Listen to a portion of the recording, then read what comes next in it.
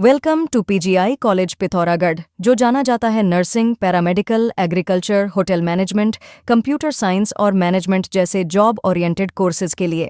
अधिक जानकारी के लिए आज ही संपर्क करें।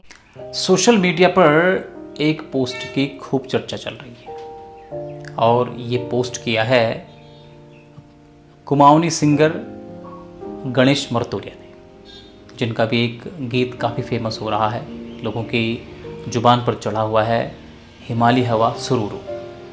इस गीत के जो मेल सिंगर हैं गणेश मर्तोलिया, इन्होंने एक पोस्ट किया हुआ है फेसबुक पर और जिसे लोग शेयर भी कर रहे हैं और मुंशियारी में स्वास्थ्य सेवाओं पर सवाल खड़े कर रहे हैं और सरकार पर सवाल खड़े कर रहे हैं। आपको बता दें, गणेश मर्तोलिया की 29 साल की बहन दिया और उनकी नानी की जंगली मशरूम खाने से मौत हो गई। आरोप है कि मुंशियारी में उन्हें बेहतर स्वास्थ्य सुविधाएं उपलब्ध नहीं हो पाई, जिसकी वजह से उनकी मौत हो गई।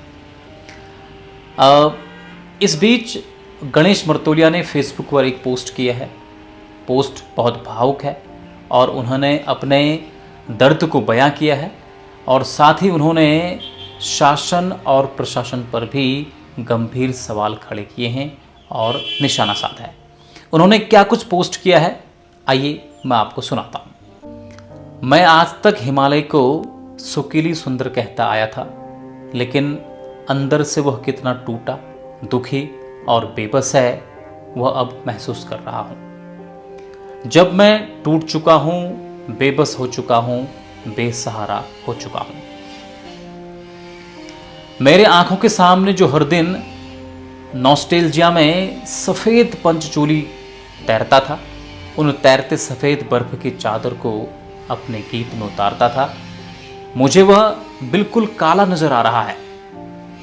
गोरी नदी से लाल खून बहते हुए नजर आ रही है। डफिया मुनियाल न्योली वन पक्षी की रोने की आवाज सुन रहा हूं। मेरी भूली दिया और मयाली नानी की मृत्यु के साथ ही हिमाल को सुंदर बताने वाली मेरी आवाज की भी मृत्यु हो चुकी है।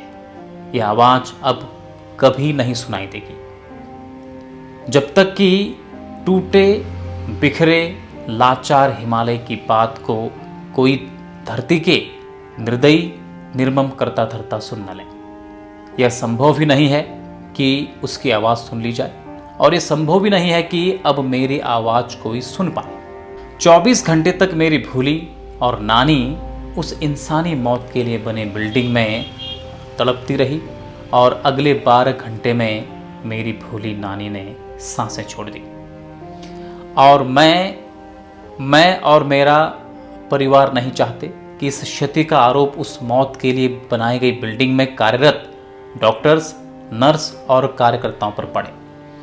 उनके पास जिस तरह के भी संसाधन, सोच, समझ और अनुभव था, उनका उन्होंने इस्तेमाल किया, भले वह दोनों की जान बचाने के लिए पर्याप्त नहीं थे। आगे लिखते हैं, मुंशियारी में स्थित उस सरकारी हॉस्पिटल को मौत का बंगला इसलिए कह रहा हूं क्योंकि ऐसा किस तरह का हॉस्पिटल है जहां पर रात में मरीजों के साथ उनकी देखरेख के लिए एक चतुर्थ श्रेणी के कर्मचारी को तैनात किया जाता है। मालूम चला है कि उसका काम यह है कि मरीज और तीमरदार के छटपटाहट के बाद वह रात को जाकर नर्स और डॉक्टर के दरवाजे को खटखटाता है।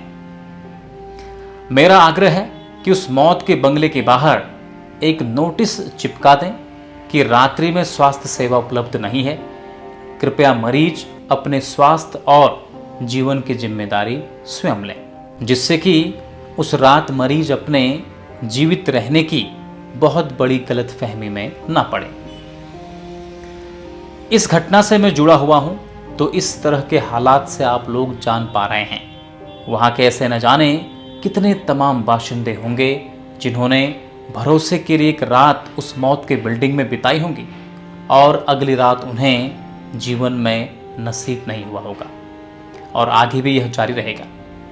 खैर, मैं वहां तैनात डॉक्टर्स और अन्य कर्मचारियों पर किसी भी तरह के लापरवाही के लिए उन्हें दंडित करने की मांग नहीं कर रहा हूं।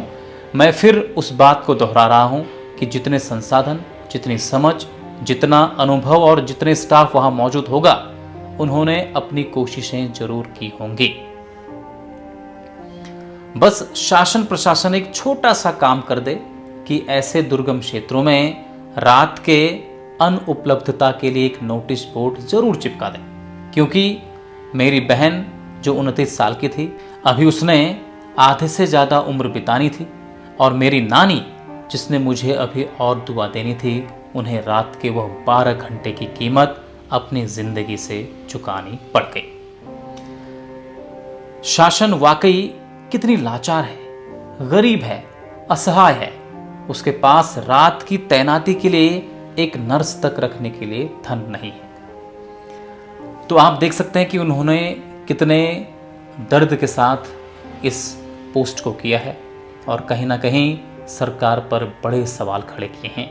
और जिस तरह से ये आरोप लगाए जा रहे हैं कि रात को स्टाफ नहीं होता है मुनस्यारी के अस्पताल में, ये बेहद चिंता का विषय है और एक गंभीर मामला है।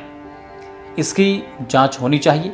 अगर वहाँ पर स्टाफ नहीं रहते हैं तो स्टाफ की व्यवस्था होनी चाहिए, और सीमांत के लोगों को बेहतर स्वास्थ्य सुविधाएं जरूर मिलनी चाहिए।